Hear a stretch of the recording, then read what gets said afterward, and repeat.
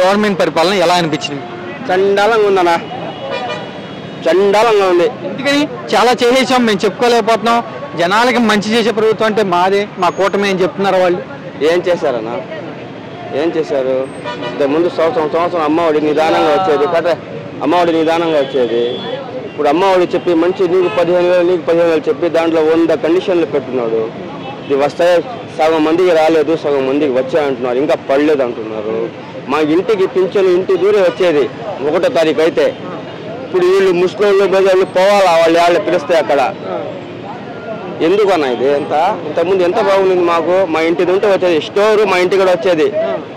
ఇప్పుడు మనం రేషన్ కూడా మనం మళ్ళీ క్యూలో పోయి నిలబడాలా.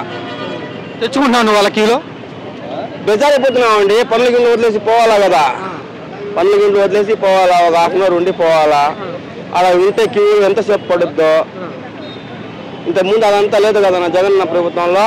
మా ఇంటి కూడా వచ్చేది స్టోర్ కానీ, పింఛన్ కానీ, అమ్మఒడి కానీ, సంవత్సరానికి అన్నీ వచ్చేది. మాకు ఇప్పుడు ఏ పథకాలు కూడా సరిగ్గా రావటం లేదన్నా. ఈ పథకాలకి మేము ఇబ్బంది పడుతున్నాం. అది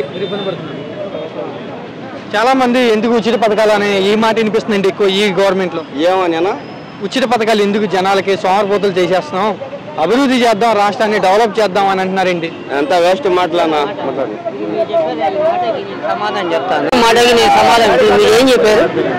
ఉచిత పథకాలు ఎందుకు జనాలు సోమరిపోతులు చేయడం తప్ప స్టేట్ డెవలప్ అవ్వదు. అదే చంద్రబాబు గారు అయితే అభివృద్ధి చేస్తారు, సంపద సృష్టిస్తారు అని చెప్తున్నారే. అయిపోయింది కదా. అలాంటప్పుడు ఫస్ట్ వాగ్దానాలు దేనికి చేయాలా? అర్థమైందా? జనాలకి ఆశలు దేనికి లేపాలా? ఇప్పుడు 15వ తేదీ నుంచి బస్సు వెతికి ఆడవాళ్ళకి ఫ్రీ బస్ అని పెట్టారు కదా, అది ఏమవుతుంది?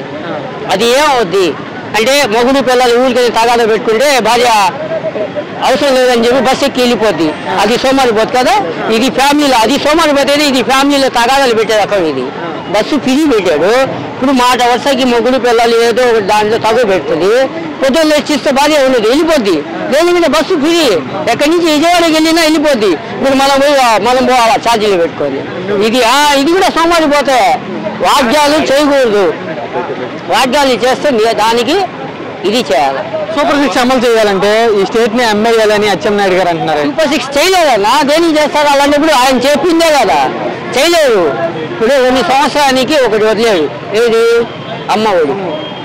ఇంకా 2 సంవత్సరాల తర్వాత, ఇప్పుడు సంవత్సరం తర్వాత బస్సు ఫ్రీ అని వదిలేడు. ఇప్పుడు 2 మళ్ళీ ఎలక్షన్లు వస్తాయి. మొన్న వ్యతిరేకత వచ్చేసింది కదా జగన్ మీద. ఏ వచ్చినా మనకి వాళ్ళకి సంబంధం లేదన్నా. మన అంటే జగన్ అంటే అభిమానం. అది అనిల్ అన్న అంటే మనకి అభిమానం.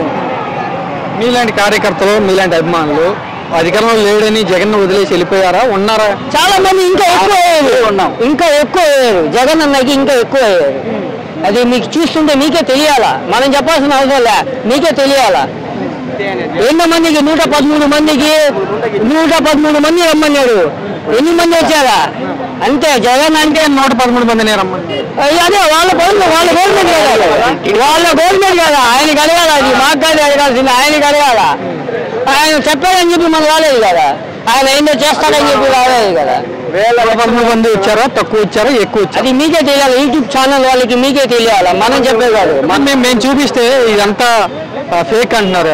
డబ్బులు ఇచ్చో, మందులు ఇచ్చో, బిర్యానీ ఇచ్చో పంపించారంటున్నారు. ఒక్కటి చెప్తాను చూడన్నా, జగన్ అన్న కోసం డబ్బులు ఇచ్చి మందు ఇచ్చి అదంతా వేస్ట్ మాట. అది అర్థమైందా? జగన్ అన్న అంటే అభిమానం. అలా నెల్లూరులో మన అనిల్ అన్న అంటే మాకు కూడా అభిమానం. అది